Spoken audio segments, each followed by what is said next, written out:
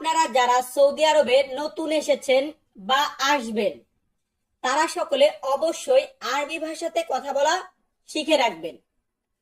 আমাদের আজকের ভিডিওতে গুরুত্বপূর্ণ আরবি শব্দার্থ বলা শেখাবো। তো আমাদের এখানে প্রথম শব্দটি রেখেছি আমি। আমি ভিডিও বানাচ্ছি, আমি কাজ করব, আমি এসেছি। আমি বলতে গেলে আমরা আরবিতে বলবো আনা। আরবি শব্দার্থ আনা মানে হচ্ছে আমি। আবার যদি বলতে যাই যে তুমি, কাউকে যদি তুমি বলি সেই ক্ষেত্রে আমরা আরবিতে বলবো ইনতা। আরবি শব্দার্থ ইনতা মানে হচ্ছে তুমি। পরবর্তীতে আছে এখন। এখন এটা বলতে গেলে আমরা সৌদি আরবে বলবো আলহিন। আরবি শব্দার্থ আলহিন মানে হচ্ছে এখন। এখানে আমরা যদি আরবিতে বলি যে এখানে, তাহলে আমাদেরকে বলতে হবে হিনি। হিনি মানে হচ্ছে এখানে, তবে অনেক ক্ষেত্রে আমরা হেনা বলি। হেনা বা হিনি মানে হচ্ছে এখানে। অনেক, অনেক বা বেশি বলতে গেলে আমরা বলতে পারি জেয়াদা। আরবি শব্দার্থ জেয়াদা মানেও বেশি, আবার ওয়াজেদ মানেও বেশি, দুইটার মানেই বেশি বোঝায়। পরবর্তীতে আছে অল্প।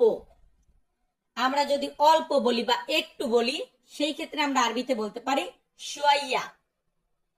আরবি শব্দার্থ শোয়াইয়া মানে হচ্ছে অল্প বা একটু। পরবর্তীতে আছে বন্ধু। আমরা বন্ধু বলি, এটাকে আরবিতে বলা হয় সাদিক। আরবি শব্দার্থ সাদিক মানে হচ্ছে বন্ধু। সো ভিউয়ার্স, আমরা এখন পরবর্তী ধাপে যাব। আমাদের পরবর্তী শব্দটি আছে নতুন। নতুনকে আরবিতে বলা হয় জেদিদ। আরবি শব্দার্থ জেদিদ মানে হচ্ছে নতুন। কোন একটা জিনিস নিউ, সেটাকে বলা হয় জেদিদ। পরবর্তীতে আছে কেমন। কেমন বা কিভাবে, এটাকে আমরা আরবিতে বলতে পারি কাইফা।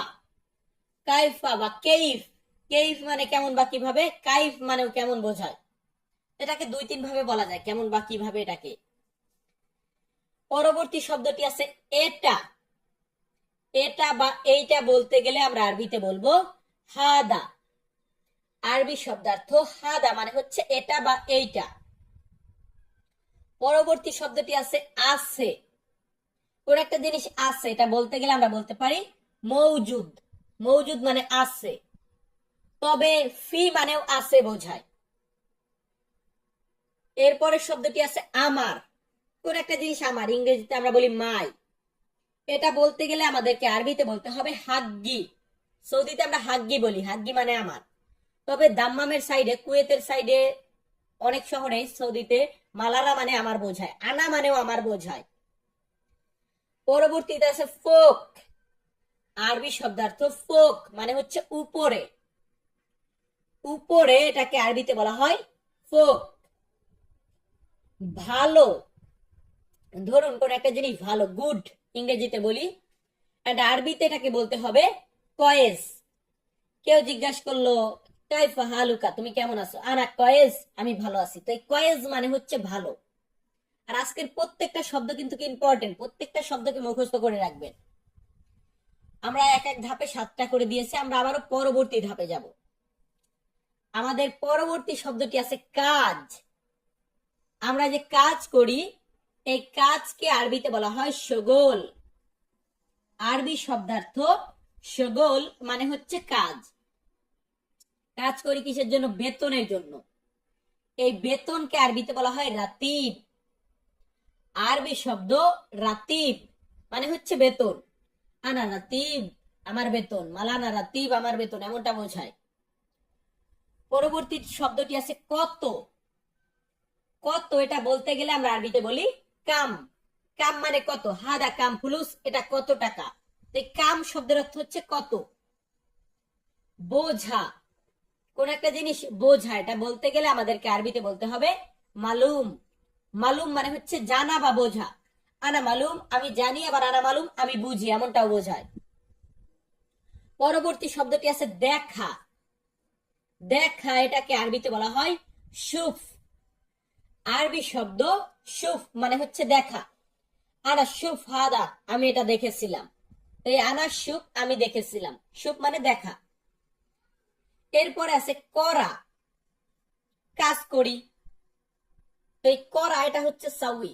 আনা সাউই শগল, আনা আমি, সাউই করি, কাজ হচ্ছে শগল, শগল হচ্ছে কাজ। আনা সাউই আমি করি, সাউই মানে করা। পরবর্তী শব্দটি আছে টাকা।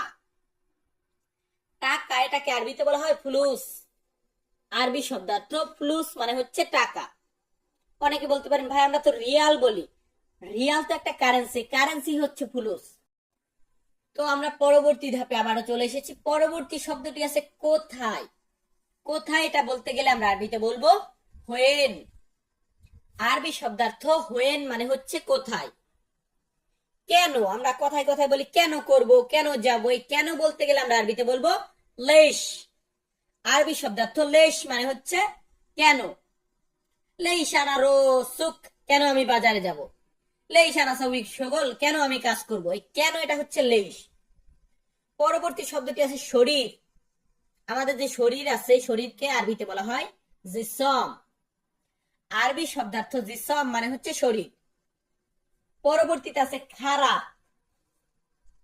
খারাপকে আরবিতে বলা হয় খারবান। আরবি শব্দ খারবান মানে হচ্ছে খারাপ। কয়েজ মানে ভালো, খারবান মানে খারাপ।